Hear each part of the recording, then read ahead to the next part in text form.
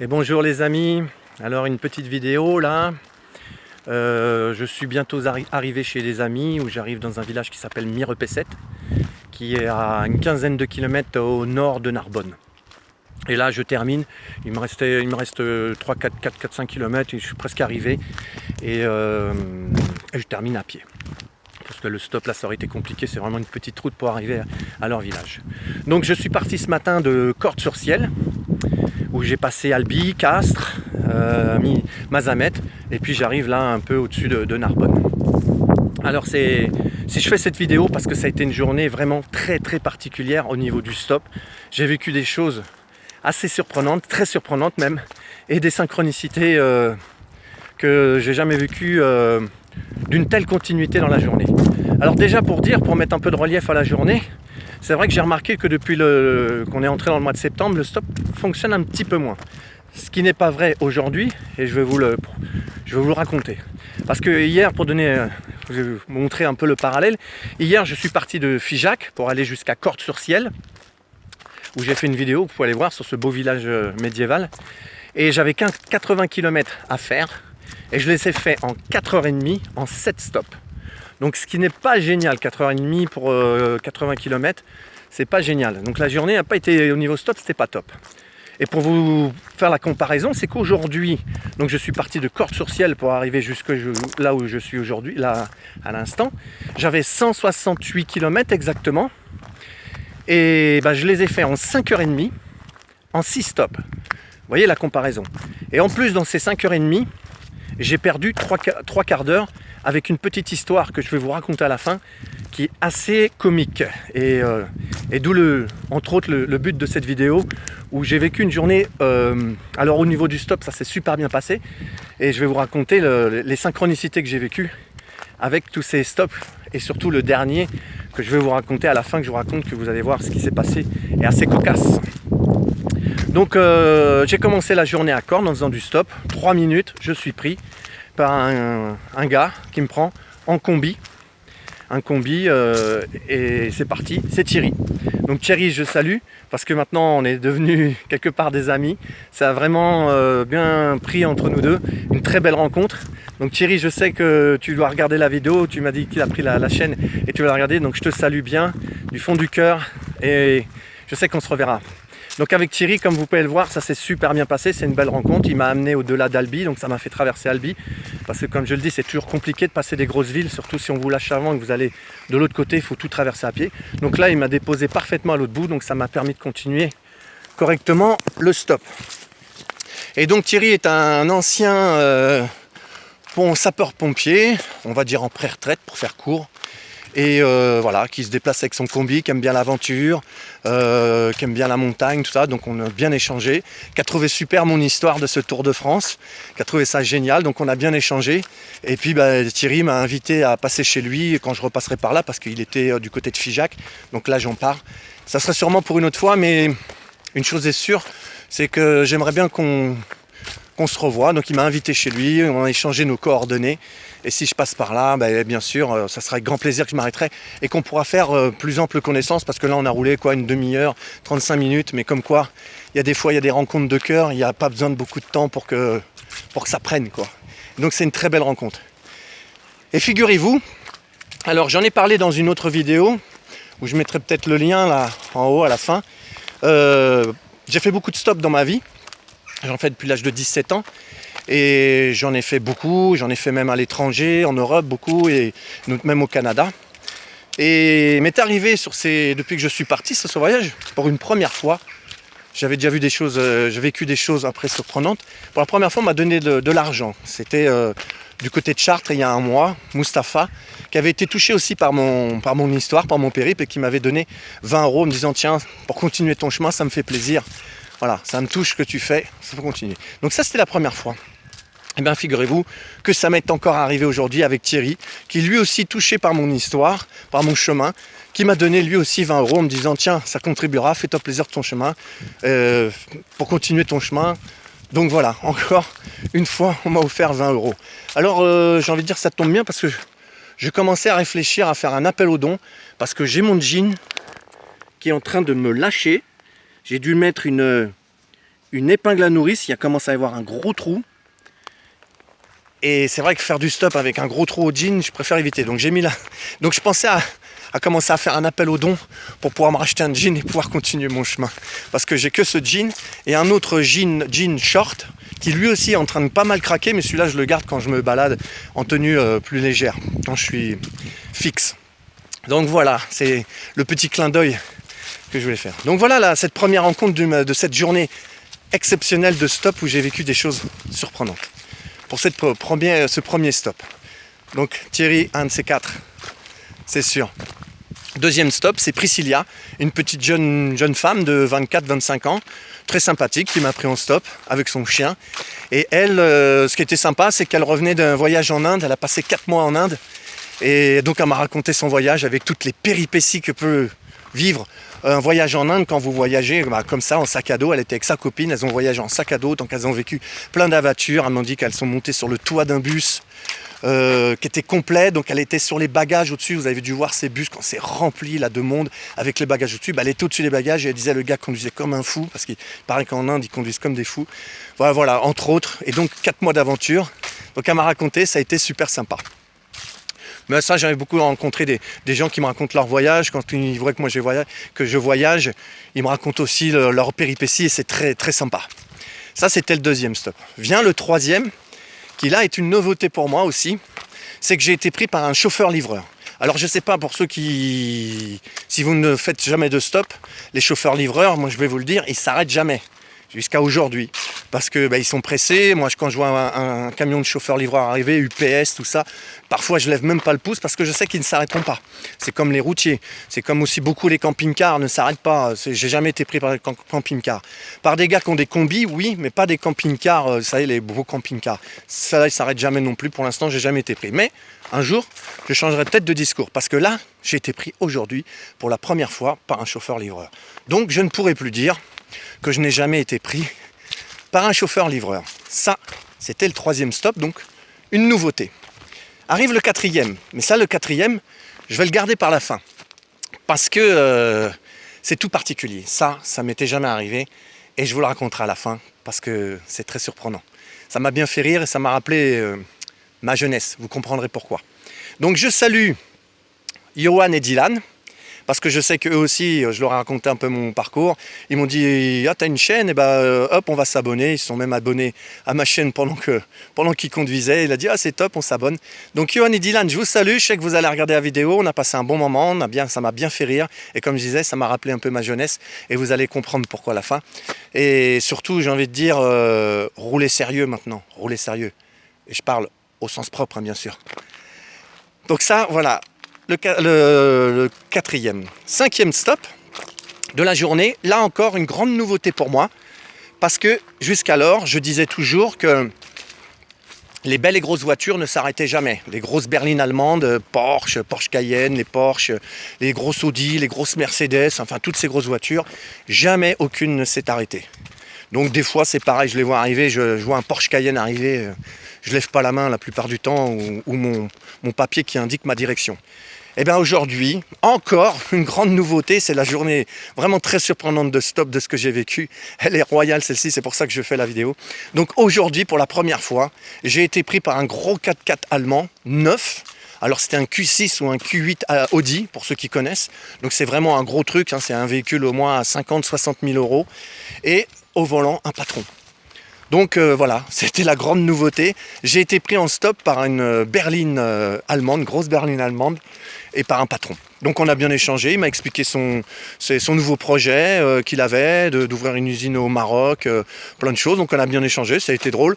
Il m'a demandé de mettre le masque, donc on l'a roulé avec le masque, il y avait quand même ça. Donc c'est surprenant, moi les gens qui me prennent en stop. J'en ai eu 5 jusqu'alors, j'en suis à 140, un peu plus de 140 stops depuis que je suis parti. Et 5 personnes m'ont demandé de mettre le masque une fois que j'étais dans la voiture. Donc ça m'a toujours surpris, ça. Pourquoi prendre quelqu'un si on a un peu peur du virus? Mais bon, moi je fais avec, c'est parfait. Donc voilà encore la grande nouveauté que j'ai vécue avec ce patron. Je change de main parce qu'à l'épaule ça tire. Avec ce patron qui m'a pris pour la première fois que je fais du stop depuis fort longtemps. Voilà la nouveauté. Et le dernier stop, le 6e, aussi une petite synchronicité sympathique qui m'a bien fait sourire. J'ai été pris par une jeune femme qui s'appelait Femke. et qui est d'origine hollandaise, c'est-à-dire elle est française, mais ses parents sont hollandais, sont venus vivre en France depuis 30 ans, donc elle est née en France, mais ses parents sont hollandais. Et elle est du Gers. Elle est en train de voyager, elle a pris 15 jours de vacances, elle était dans la région pour faire ses vacances. Et je lui dis, ah, t'es du Gers? Bah, je dis, moi je suis de Tarbes, c'est le département juste en dessous le Gers. Au-dessus de Tarbes, c'est le Gers. Je lui dis, bah, t'es de où? Elle me dit, bah, j'habite juste à côté d'un petit village, je sais pas si tu connais, qui s'appelle Montesquieu. Bah, je lui dis, Montesquieu, bien sûr je connais. J'y suis souvent allé en vacances dans un petit village à côté, dans un camping qui s'appelle le camping de l'Anjou, qui est juste à côté de Montesquieu. Mais surtout, la particularité, la synchronicité, c'est que le premier hébergement que j'ai eu quand je suis parti le 4 juillet, je suis allé rejoindre une amie que je n'avais pas vue depuis 5 ans parce qu'elle était partie à Anjou et elle venait à Angers et elle venait de redescendre. Donc c'était ma première halte sur ce voyage. C'était où? À Montesquieu. Exactement. Donc j'ai trouvé ce petit symbolisme, ce petit rapport très drôle pour terminer ce 6e covoiturage, j'ai envie de dire, qui m'a amené. Et là je finis à pied parce qu'il me restait quelques kilomètres. Voilà pour cette journée très surprenante de stop. Et je vais finir avec la dernière anecdote qui me relie à Johan et Dylan. Donc on était dans la voiture, on sympathisait, tout va bien. D'un seul coup, une voiture en face qui fait appel de phare. Donc le passager commence à mettre sa ceinture, parce qu'il comprend qu'il y a un contrôle de police plus loin. Déjà, j'avais même pas vu qu'il n'avait pas mis sa ceinture. Mais bon, donc là je vois. Et puis on arrive au rond-point. Ce qui devait arriver est arrivé. Contrôle de gendarmerie. Ils ont vu 2 jeunes devant, sûrement là, avec une tête qui convenait pour faire un contrôle, dans une petite Twingo assez usagée. Donc on s'arrête. Bonjour monsieur, contrôle du véhicule, vous avez les papiers s'il vous plaît? Ah oui, permis de conduire, donc carte grise de véhicule, permis du conducteur, jusque là tout va bien. Et puis, pas de papier d'assurance. Ah, pas de papier d'assurance? Non, vous roulez sans assurance monsieur? Je devais m'assurer, puis Jovan commence à bafouiller une petite excuse qui est légère. Donc là, le gars appelle son chef. Chef, il y a un problème, pas d'assurance. Ah. Bon, messieurs, vous allez sortir du véhicule, contrôle d'identité. Donc on sort, donc là, on se retrouve dehors. Je dis, bon, comment ça part là? La question, le chef qui commence à poser, vous avez fumé, vous avez des stupéfiants dans le véhicule? Alors le gars, le conducteur, non, pas de stupéfiants. Alors il l'a pas fait comme ça, mais je commençais à me dire, ouh, peut-être que ça va se compliquer l'affaire là. Mais comme je vous dis, ça commence à me faire sourire. Et donc l'adjudant qui commence, alors je sais pas si c'était légal, commence à rentrer dans la voiture, à regarder avec sa lampe et tout, il éclaire. Il trouve une sacoche et il l'ouvre. Alors ça, je sais pas si c'est légal, je leur ai dit, mais enfin, comment vous voulez faire quand le gendarme est en train d'ouvrir? Et là, je le vois, il prend cette sacoche noire là, et il commence à faire, hop, un sachet, hop, 2 sachets, et hop, 3 sachets, et celui-ci était quand même gros. C'était de la bœuf. Alors pour ceux qui ne connaissent pas le verlan, la bœuf c'est de l'herbe en verlan, la bœuf, voilà.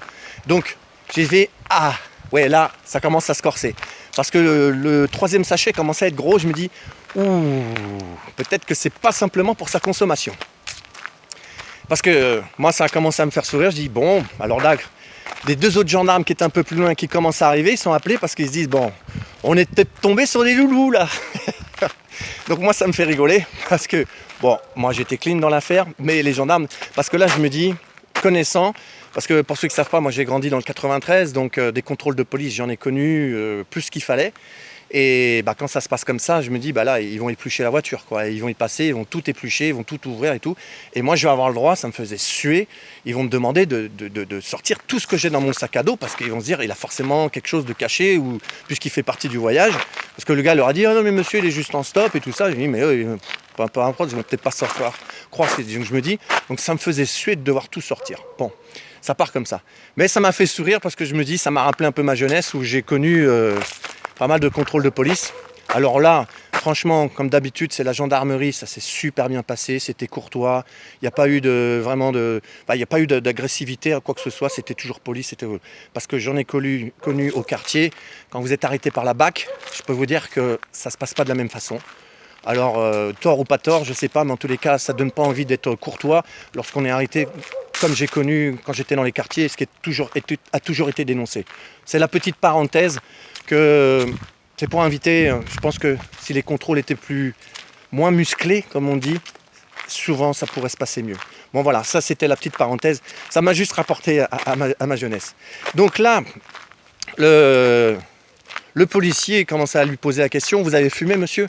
Alors il commence un petit... il lui dit, écoutez, si jamais vous ne dites pas la vérité, d'après ce que j'ai entendu, parce qu'il était un peu à l'écart, on vous emmène au poste, à la gendarmerie, pour un test, un contrôle et tout ça, et là ça va vous bloquer. Alors comme les gars étaient en chantier, en fait il était l'heure de midi, ils rentraient chez eux, ils voulaient repartir, ils n'avaient sûrement pas envie d'être bloqués toute l'après-midi. Et là, et donc il dit, et il lui dit, si jamais vous nous le dites là, c'est juste une verbalisation, catégorie 1 je crois.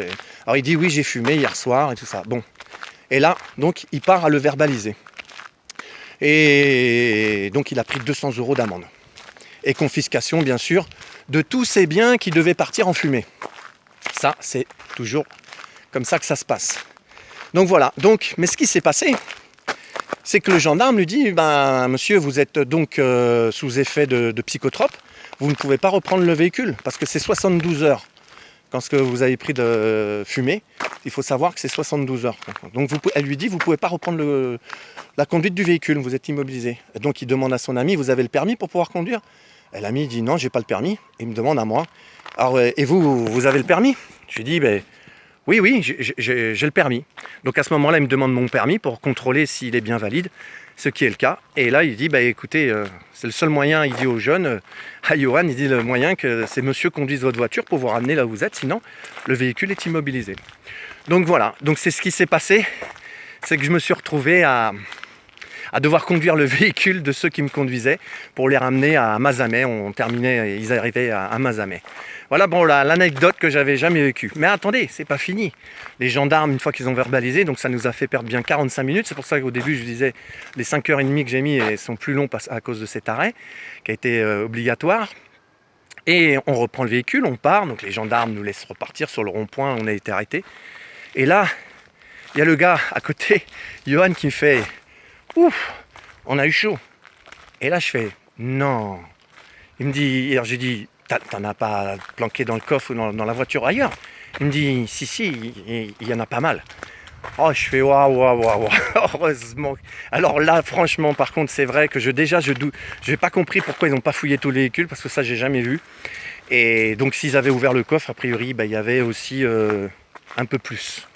Alors, peut-être qu'ils ont mis ces sachets là devant pour que les gendarmes s'arrêtent à ça et qu'ils ne sachent pas cher en se disant, ils ont tout mis ici. C'était peut-être bien joué, ils m'ont pas dit. Mais en tous les cas, ça aurait pu aller beaucoup plus loin, parce que je ne sais pas si après, j'aurais pas été pris dans l'affaire.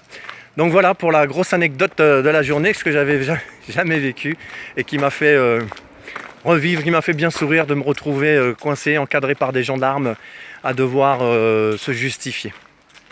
Donc voilà cette journée exceptionnelle sur laquelle j'ai voulu faire une vidéo parce que franchement je vais m'en rappeler entre le fait que ça s'est super bien passé, les choses que je vous ai racontées, le chauffeur-livreur, le patron, les personnes qui m'avaient jamais pris en stop. Et ben aujourd'hui c'était la journée des nouveautés, une belle rencontre avec Thierry et puis c'est cette anecdote que je viens de vous raconter. C'est vrai que des anecdotes de stop j'en ai plein, je pourrais en faire un livre maintenant. Je me souviens d'une fois, c'était pas très loin d'ailleurs d'ici, c'était entre Carcassonne et Narbonne, j'avais fait du stop et j'avais été pris par un Africain qui roulait, on avait bien sympathisé, du reggae dans la voiture et puis d'un seul coup il me dit « T'as ton permis ?» Je lui dis « Bah ouais j'ai mon permis » et hop, le premier arrêt qu'il voit, il s'arrête, il sort de la voiture, il me dit « Oh bah tu vas conduire parce que là moi ça fait 8 heures que je conduis, je suis crevé et je vais dormir ». Et il m'a filé sa voiture, c'est moi qui ai conduit pour arriver jusqu'à Narbonne et le gars il dormait à côté. Ça c'est une autre anecdote qui m'avait bien fait rire, je me dis ça, il n'y a qu'un Africain qui peut faire ça je crois, laisser sa voiture et dormir à côté avec le gars sans même qu'il le connaisse. Donc des anecdotes j'en ai plein comme ça, celle-ci elle me revient parce que c'était pas très loin d'ici, c'est puisque Narbonne est à 15 bornes. Voilà des belles histoires. Alors une dernière dédicace, alors je suis toujours touché par tous vos témoignages, j'en reçois plein, il y en a plein qui me touchent. Il y en a un particulier que j'ai oublié de faire depuis un moment, une petite dédicace particulière que je veux faire à Silver. Silver m'a envoyé un joli petit message, alors ça m'a beaucoup touché, je lui ai écrit, mais je voulais lui faire une dédicace parce que Silver m'a envoyé un petit mot. Je pense que c'est un jeune adolescent, parce qu'il m'a dit bonjour monsieur, je vous ai connu grâce à ma maman, maintenant je suis vos vidéos, je vous suis, je trouve super ce que vous faites, ça me donne envie. Et continuez, je suis vos vidéos. Donc ça m'a beaucoup touché. Donc Silver, je te salue. Merci pour ton message qui me touche, qui qui continue de m'encourager à faire ça. Je suis touché. Et puis bah écoute, si ce que je fais te donne envie un jour de voyager comme je fais, bah ça pour moi, c'est une grande joie. Et puis j'ai pas moi qui vais te dire le contraire. C'est une très belle aventure que je vis. Il y a toutes ces vidéos qui sont là. C'en est d'une de plus qui vient prouver de toutes ces formidables rencontres que je fais. Je salue toutes les personnes qui continuent donc m'envoyer des messages, ça me touche. Je me sens relié à vous et donc particulièrement à Silver. Voilà, je voulais le faire. Envoie-moi un petit mot si tu l'as vu la vidéo, ça me fera plaisir de nouveau de voir si tu l'as vu et tu as reçu mon petit coucou, ma petite dédicace perso. Voilà. Donc je vous laisse, je suis bientôt arrivé. Donc là je suis le long d'un canal, d'un petit cours d'eau qui en fait rejoint un petit peu plus loin là-bas le canal du Midi. Le canal du Midi est là-bas. J'espère le faire un jour aussi en marchant, parce que ça me plaît bien de marcher sur des chemins là avec tous ces arbres, les cours d'eau à droite à gauche, c'est très sympa. Donc je vous laisse là-dessus, sur cette belle journée qui va se terminer. Je vais retrouver des amis que je n'ai pas vus depuis un an, dans un bel endroit que j'affectionne particulièrement. C'est un joueur de piano lui, donc je sais que je vais pouvoir jouer du piano ce soir. Comme vous le savez, j'adore. J'ai une vidéo aussi où j'ai fait un extrait de piano, je mettrai peut-être un autre. Voilà, donc je vous laisse avec une belle bise du cœur en cette belle journée, d'une journée de stop unique pour moi et de Mi Repé 7. À une prochaine, au plaisir.